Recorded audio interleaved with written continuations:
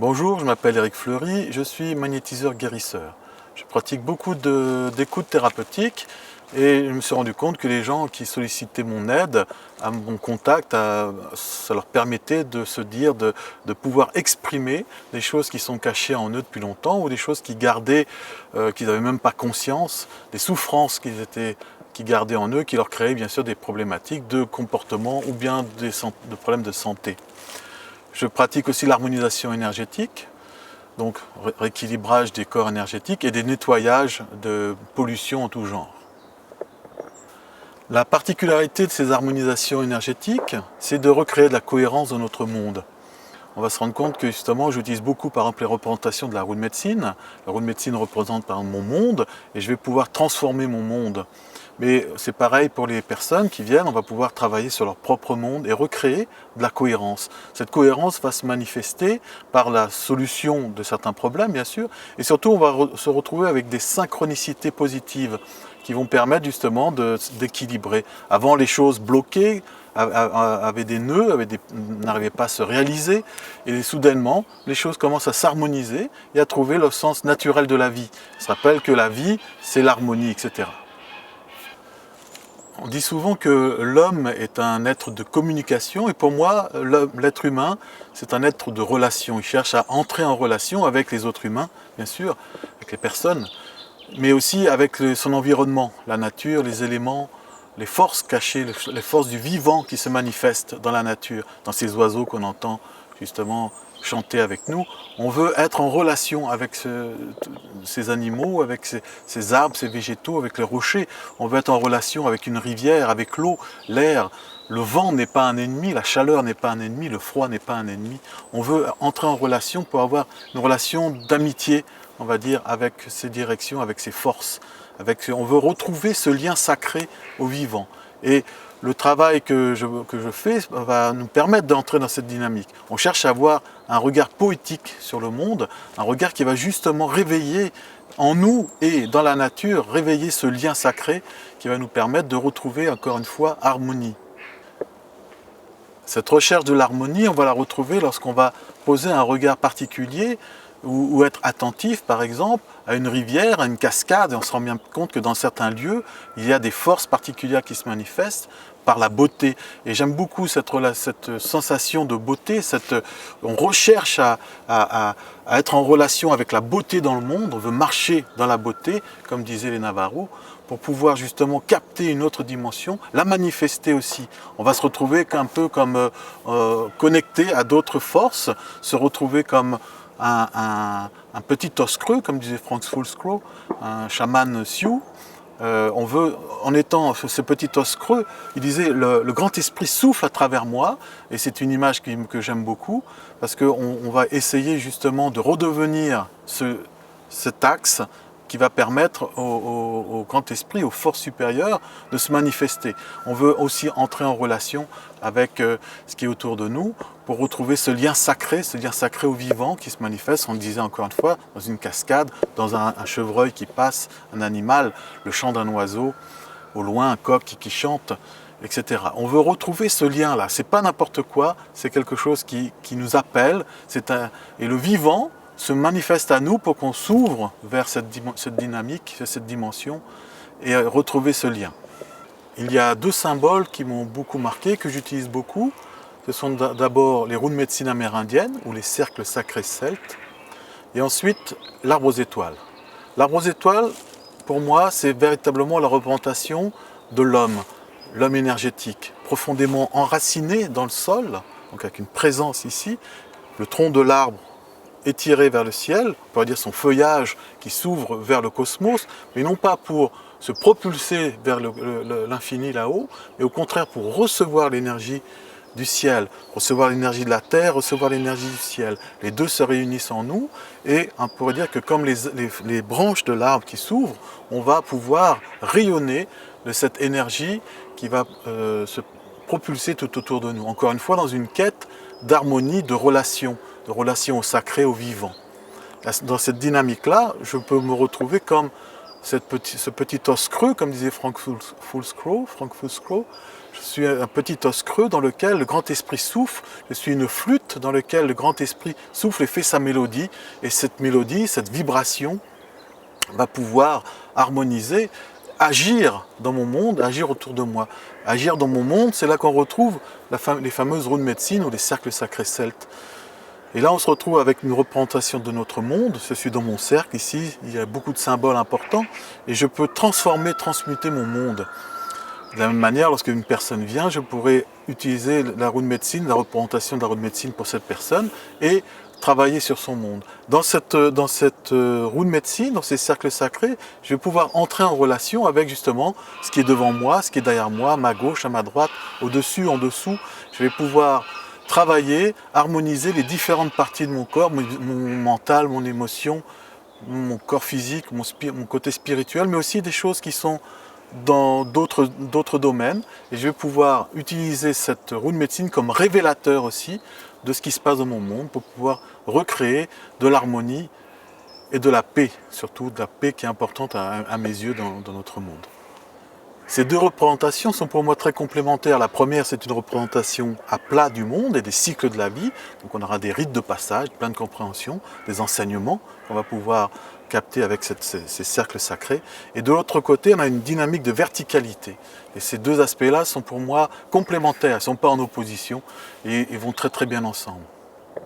Un des aspects qui est pour moi essentiel, c'est justement de faire un travail de présence. On parle de l'arbre aux étoiles, des runes médecine, elle nous enseigne qu'il faut la nécessité de faire un travail de présence, de conscience corporelle, conscience spirituelle. On parlait d'entrer en relation, d'avoir une ouverture, un regard poétique sur le monde, mais ça nécessite de passer par un travail réellement corporel. On retrouve ça dans la rune médecine. On nous dit par exemple que l'homme est coincé dans l'axe nord-sud, le nord, le mental, le sud, l'émotionnel. Et on sait bien, et on le voit bien au quotidien, le nombre de personnes qui sont coincées justement dans ces axes-là. Soit ils passent de l'un à l'autre en résonance, soit ils sont bloqués sur le monde mental avec une rationalisation trop forte. Hein. On a réduit l'humain à des numéros, à des choses. De l'autre côté, des réactivités émotionnelles exacerbées, tout de suite ça prend des proportions incroyables pour rien du tout, alors qu'en fait, si on regarde les faits, il s'est passé peu de choses. Puis de l'autre côté, on nous montre l'axe est-ouest-est, retrouver l'esprit, le feu qui transmute, qui transforme, le feu de vie. C'est bien que s'il n'y a pas le feu du soleil, le feu de la terre, on ne peut pas vivre, il nous manque quelque chose d'essentiel. C'est aussi le feu traditionnellement, l'esprit, donc retrouver cette lumière sacrée qui va nous inonder d'énergie, de lumière intérieure.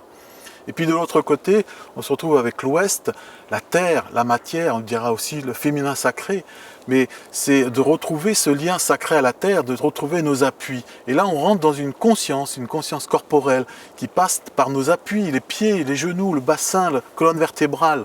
Retrouver cette dynamique de l'arbre aux étoiles, mais pas un arbre figé, quelque chose de très souple, tout en étant en relation avec le feu, avec l'esprit. Quand les deux se rejoignent, encore une fois, quand le ciel et la terre se rejoignent, on peut avoir une explosion d'énergie qui va se manifester tout autour de nous. On va pouvoir aussi transformer et éclairer à travers des vibrations, des sons. C'est que la lumière, c'est aussi une vibration, que la parole donne une vibration, que les chants, etc. donnent une vibration. Et tout ce que l'on fait va nous permettre de transformer, transmuter ce qui est autour de nous. Et donc, si on cherche à retrouver un regard poétique, un regard de paix et d'harmonie, si on cherche à marcher dans la beauté, comme disait Navarro, que j'aime beaucoup cette pensée, c'est si je cherche et je recherche la beauté, si je cherche à émettre de la beauté dans le monde, immanquablement, cette beauté va agir dans le monde et le transformer.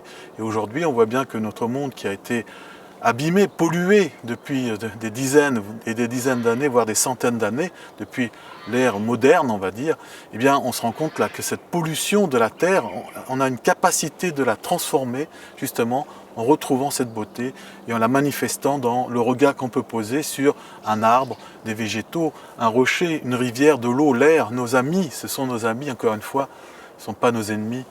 Et lorsqu'on pose ce regard justement sur la nature, sur le vivant, sur ce qui est autour de nous, sur les gens, sur nos amis, eh bien, on transforme le monde et on recrée de la cohérence, de la beauté, de l'harmonie. Une autre approche que j'aime beaucoup, c'est la vision chamanique du monde. Pour les chamans, C'est bien qu'un chaman, c'est un être qui va aller dans d'autres réalités, d'autres mondes, pour soit récupérer une âme qui serait détachée de son corps, qui serait partie dans d'autres réalités, soit pour chasser les entités qui viennent polluer, perturber une personne. Donc créer des incohérences et bien sûr des problèmes de santé ou des problèmes de comportement. Cette vision-là va nous permettre justement d'aller lutter contre ces forces obscures qui viennent polluer les êtres humains.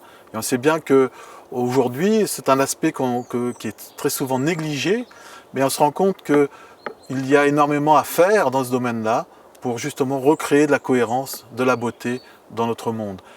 Aller chercher et lutter contre ces forces obscures, c'est un des aspects que je travaille beaucoup. On ne va pas oublier que tout ce qu'on va faire, c'est aussi un travail intérieur, un travail de compréhension. Lorsqu'on est attaqué par des entités, par des forces obscures, elles viennent toujours s'appuyer sur un endroit où on est faible.